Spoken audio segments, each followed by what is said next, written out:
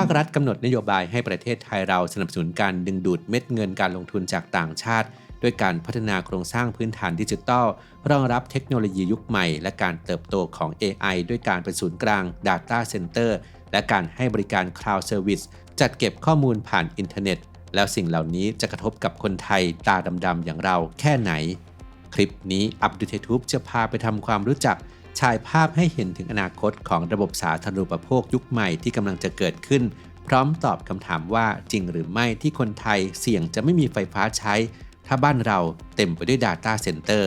ไปติดตามกันครับโอเมก้า 3 มีบทบาทสำคัญต่อสมองแต่ร่างกายสร้างเองไม่ได้ต้องได้รับจากอาหารเท่านั้นจากข้อมูลของ National Institutes of Health ประเทศสหรัฐอเมริกาแนะนำว่าเราควรจะได้รับโอเมก้า 3 ประมาณ 1.1 ถึง 1.6 กรัมต่อวันสำหรับผู้ที่ใส่ใจการดูแลสมอง Clarity Omega 3 Norway Daily ที่ผลิตและคิดค้นสูตรที่ประเทศนอร์เวย์ก็เป็นอีกหนึ่งทางเลือกในการเติมโอเมก้า 3 ที่จำเป็นให้กับร่างกายในแต่ละวันครับศึกษารายละเอียดและสั่งซื้อได้ที่ clarity.asia/abdul-strength หรือคลิกลิงก์ใต้คลิปได้เลยครับ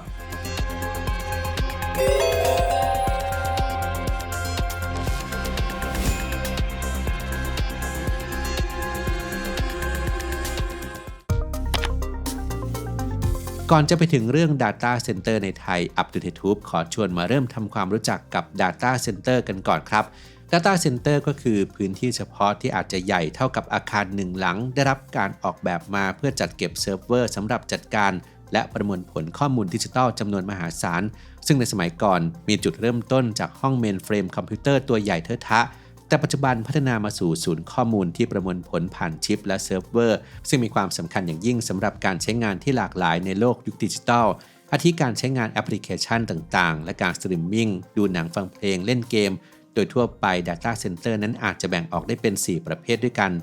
แบบแรกศูนย์ข้อมูลสำหรับองค์กรหรือ Enterprise Data Center เป็น Data Center ที่ออกแบบมาสำหรับการใช้งานของหน่วยงานนั้นๆส่วนใหญ่ใช้ในเชิงธุรกิจบริษัทเอกชนหลายแห่งทั่วโลกรวมทั้งในไทยนั้นจำเป็นต้องมี Data Center ของตนเองเพื่อจัดเก็บข้อมูลสร้างความน่าเชื่อถือและรองรับการพัฒนากิจการในอนาคต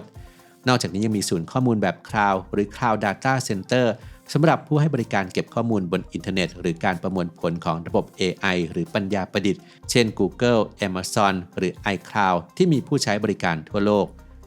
สำหรับองค์กรที่มีขนาดไม่ใหญ่ก็อาจจะไปเช่าพื้นที่ศูนย์ข้อมูลสำเร็จรูปที่เปิดให้หลายๆองค์กรเข้ามาใช้งานหรือ Co-location Data Center จะเข้ามาทำหน้าที่เป็นตัวกลางเปิดพื้นที่ใช้งานร่วมกันคล้ายกับนิคมอุตสาหกรรมโดยธุรกิจต่างๆสามารถเช่าอุปกรณ์และพื้นที่จัดเก็บเซิร์ฟเวอร์ผ่าน Data Center กลุ่มนี้ได้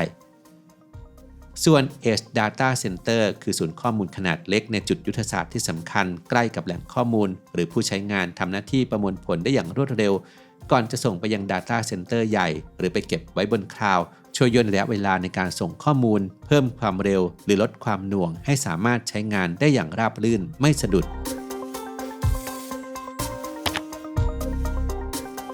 นอกจาก Data Center ที่กล่าวไปแล้วทั้ง 4 แบบยังมี Data Center ที่มีขนาดใหญ่ระดับ Hyperscale คือมีพื้นที่มากกว่า 1 ล้านตารางฟุตหรือเทียบเท่าสนามฟุตบอลมากกว่า 10 สนามและมีเซิร์ฟเวอร์มากกว่า 5,000 เซิร์ฟเวอร์มีระบบไฟฟ้าขนาดใหญ่ที่รองรับการใช้งาน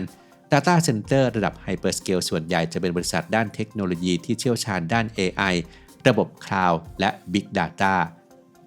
สำหรับ Data Center ที่ใหญ่ที่สุดในโลกคือโครงการ China Telecom Inner Mongolia Information Park ที่ใหญ่ที่สุดในแง่ของพื้นที่คือ 10.6 ล้านตารางฟุตหรือเกือบ 1 ตารางกิโลเมตรตั้งอยู่ที่เมืองฮูฮอตในเขตปกครองตนเองมองโกเลียในของประเทศจีนซึ่ง China Telecom นี้เป็นผู้ให้บริการโทรคมนาคมและเครือข่ายรายใหญ่ของรัฐบาลจีนและ Data Center นี้ก็เป็นเหมือนหัวใจหลักของโครงสร้างด้านดิจิทัลของประเทศที่มีบริษัทยักษ์ใหญ่ด้านเทคโนโลยีของจีนอย่างไปตู้อาลีบาบาและเทนเซ็นต์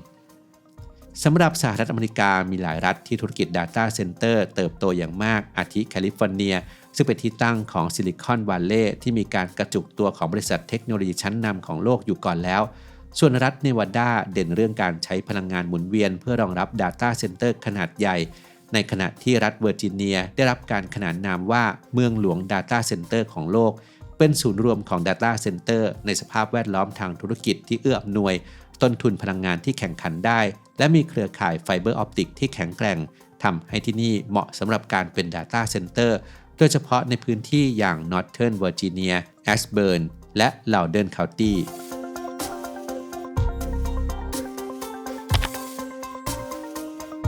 ความต้องการ Data Center พุ่งขึ้นอย่างรวดเร็วตามความก้าวหน้าของ AI อินเทอร์เน็ตและเทคโนโลยี 5G มูลค่าตลาด Data Center ทั่วโลกในปี 2025-2026 อยู่ที่มากกว่า 2.7 แสนล้านดอลลาร์สหรัฐหรือราว 9 ล้านล้านบาทและมีแนวโน้มเติบโตได้เฉลี่ยปีละมากกว่า 10% เท่ากับว่าจะโตได้อีกเท่าตัวในอีก 10 ปีข้างหน้าและแน่นอนว่าต้องตามมาด้วยความต้องการใช้ไฟฟ้าในระดับมหาศาลมีการประเมินกันว่า Data Center ที่กระจายตัวอยู่ในประเทศต่างๆใช้ไฟฟ้าถึง 2% ของที่ใช้กันทั่วโลกซึ่งเทียบได้กับการใช้พลังงานทั้งปีของประเทศเล็กๆทั้งประเทศนั่นเพราะต้องใช้ไฟฟ้าที่เสถียรและต่อเนื่องสำหรับระบบรักษาอุณหภูมิทำความเย็นให้กับเซิร์ฟเวอร์ที่อยู่ภายในอาคารขนาดใหญ่หลายชั้นสามารถทำงานได้ตลอดเวลาและต้องมีระบบระบายความร้อนที่ดีมีความพยายามแก้ไขปัญหาการที่ต้องใช้เครื่องปรับอากาศขนาดใหญ่ด้วยการออกแบบให้มีการประหยัดพลังงานใช้แหล่งพลังงานหมุนเวียนเช่นพลังงานลมและแสงอาทิตย์เพื่อชดเชยความร้อนที่ปลดปล่อยออกมาสู่ชั้นบรรยากาศรวมไปถึงการใช้นวัตกรรมใหม่ๆอย่างการทำความเย็นด้วยของเหลวและการแช่เซิร์ฟเวอร์ในของเหลวที่ไม่นำไฟฟ้าเพื่อให้ระบายความร้อนได้อย่างมีประสิทธิภาพประเทศไทยกำลังก้าวไปสู่การเป็นศูนย์กลางด้าน Data Center ของอาเซียนถัดมาจากมาเลเซียและสิงคโปร์ที่บุกเบิกมาก่อนโดยนักลงทุนต่างชาติมองว่าไทยมีความพร้อมด้านสาธารณูปโภคข้อมูลจากสมาคมโครงสร้างพื้นฐานดิจิทัลไทยณกลางปี 2569 นั้นไทยมี Data Center รวม 78 แห่งเปิดดำเนินการแล้ว 41 แห่งที่เหลืออยู่ระหว่างการก่อสร้างและเตรียมพร้อมลงทุนส่วนใหญ่กระจุกตัวอยู่ในกรุงเทพมหานครและในพื้นที่ EEC หรือเขตพัฒนาพิเศษภาคตะวันออกคือจังหวัดฉะเชิงเทราชลบุรีและระยองโดยมีทั้งบริษัทเอกชนรายใหญ่ของไทยและผู้ประกอบการ Data Center จากต่างประเทศซึ่งรวมถึงจาก Amazon ที่ได้เริ่มลงทุนไปแล้ว 3 แห่งรวม 2.5 หมื่นล้านบาทขณะเดียวกันบริษัทระดับโลกอย่าง Google, Microsoft และ Alibaba และ Huawei ก็ได้ประกาศแผนที่จะเข้ามาลงทุนในไทยด้วยเช่นกัน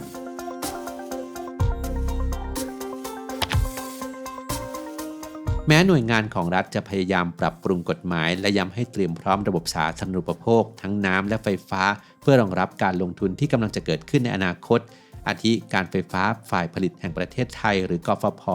ที่ลงทุนระบบส่งไฟฟ้าเพิ่มเพื่อรองรับการใช้งานของ Data Center และ Data Center ขนาดใหญ่ที่ใช้ไฟฟ้าตั้งแต่200เมกะวัตต์ขึ้นไปให้ซื้อไฟโดยตรงจากกฟผ.เพื่อป้องกันปัญหาไฟตกอย่างไรก็ตามฐานเศรษฐกิจจัดทำรายงานพิเศษยกตัวอย่างให้เห็นภาพว่า Data Center ขนาด200เมกะวัตต์นี้จะใช้ไฟฟ้าเทียบเท่ากับบ้านราว 200,000 ถึง 400,000 หลังคาเรือนใช้น้ำเท่ากับบ้าน 14,500 ถึง 16,000 หลังนักวิชาการต่างๆรวมถึงสถาบันวิจัยเพื่อการพัฒนาประเทศหรือ TDRI ก็ได้ตั้งข้อสังเกตว่าการที่ Data Center ต้องทำงานตลอด 24 ชั่วโมงต้องใช้ทรัพยากรจำนวนมากซึ่งการกระจุกตัวอยู่ในพื้นที่ใจกลางกรุงเทพมหานครเช่นถนนพระราม 9 และรัชดาภิเษกรวมไปถึงย่านศรีราชาที่มีประชากรอาศัยอยู่อย่างหนาแน่นอาจส่งผลกระทบต่อชุมชนชาวบ้านที่อยู่โดยรอบทั้งปัญหาไฟตกแรงดันน้ำประปาลดลงตลอดจนด้านมลภาวะจากความร้อนที่ปล่อยออกมา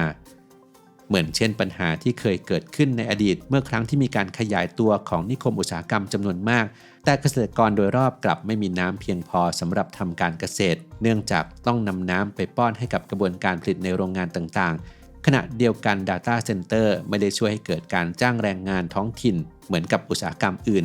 คนไทยไม่ได้เรียนรู้เทคโนโลยีไม่ได้ทำให้เกิดการหมุนเวียนทางเศรษฐกิจเป็นเพียงแค่การใช้ทรัพยากรจำนวนมหาศาลเท่านั้น